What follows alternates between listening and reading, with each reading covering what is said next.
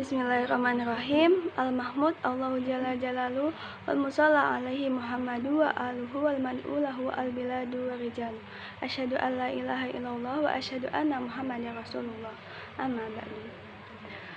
Saya ucapkan terima kasih kepada Dr. Syahril selaku dosen pengampu mata kuliah metodologi penelitian hukum. Di sini saya akan menjelaskan implementasi akad rahan terhadap produk simpanan di perbankan syariah. Ya, sebelumnya perkenalkan, saya Nurhakila Rosidah dari kelas HES 6B.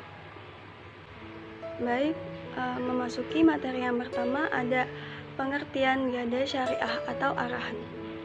Dalam ilmu fikih, gadai disebut juga arahan, yang dapat diartikan sebagai suatu akad atau perjanjian pinjam-meminjam dengan memberikan barang milik sebagai jaminan utang. Pada prinsipnya, perjanjian gadai dapat diterima dan diakui dalam Islam.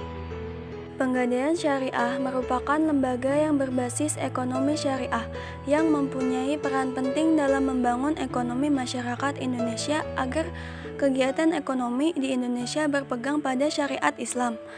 Dalam Islam, arahan merupakan sarana saling tolong-menolong atau ta'awun bagi umat Islam dengan tanpa adanya imbalan jasa.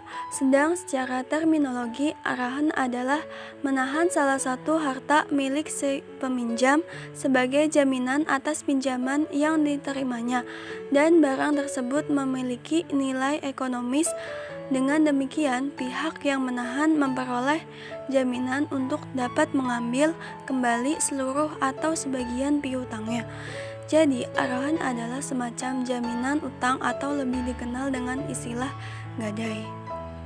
Selanjutnya, materi yang kedua ada landasan hukum gadai syariah atau arahan yang ada dalam surat Al-Baqarah ayat 283 yang berbunyi, wa in kuntum ala safari wa lam tajidu katiban farihanum maqbudah wa in amina ba'dukum ba'dan falyu'addil ladhi tumina amanah wal yattaqillahu rabbah wa la taqtumu syahadah wa may yaqtumha fa innahu asimun qalbuh wallahu bima ta'maluna alim.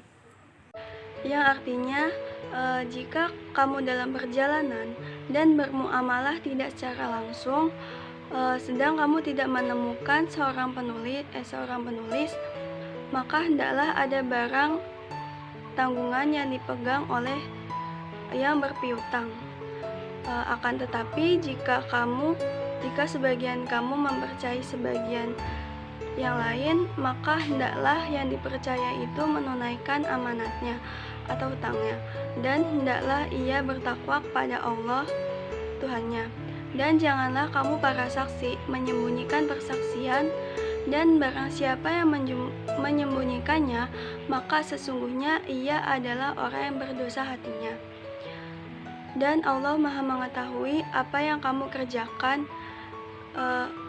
Barang tanggungan itu diadakan bila satu sama lain tidak mempercayai. Materi yang ketiga, kita akan membahas rukun dan syarat gadai atau arahan. Menurut Alfi Syahri dan Siswantoro, rukun dan syarat gadai syariah terdapat 3 bagian. Yang pertama ada pelaku, yang kedua ada objek akad, yang ketiga ada ijab qabul. Yang pertama ada pelaku. Dalam transaksi rahan terdapat 2 pelaku, yaitu rahin dan murtahin. Rahin itu orang yang berutang dan murtahin itu orang yang berpiutang. Pelaku rahin maupun murtahin harus mengetahui hukum dan balik. Artinya rahin maupun murtahin sudah dewasa, berakal, serta melaksanakan transaksi atas dasar keinginan sendiri. Yang kedua ada objek akad. Objek akad dalam transaksi akad rahan itu ada 2, yaitu marhun, itu harta yang dirahankan atau yang digadaikan, dan marhun bih itu pinjaman. Harta yang dirahankan itu harus bernilai serta bisa dijual. Harta kepunyaan sendiri, hartanya harus jelas serta bisa ditentukan secara jelas, dan nilai harta yang dirahankan sebanding dengan pinjaman. Yang ketiga ada ijab qabul. Ijab qabul ini yang sering disebut dengan sigot atau ijab qabul antara rahin dan murtahin. Syarat perjanjian transaksi rahan kedua belah pihak harus sama-sama menyetujui transaksi rahan tersebut. Ijab qabul ini bisa dilakukan secara verbal, tertulis, melalui cara-cara komunikasi modern. Baik, memasuki materi keempat, yaitu mekanisme atau skema arahan. Bisa dilihat skema berikut ini. Yang pertama ada rahin atau pemberi gadai dan murtahin penerima gadai melakukan akad arahan.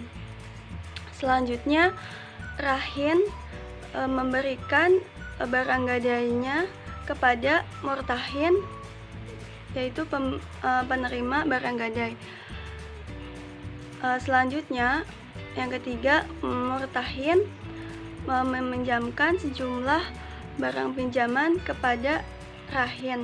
Sekian presentasi dari saya mengenai implementasi akad rahan terhadap produk simpanan di perbankan syariah. Walhamdulillahirabbil alamin.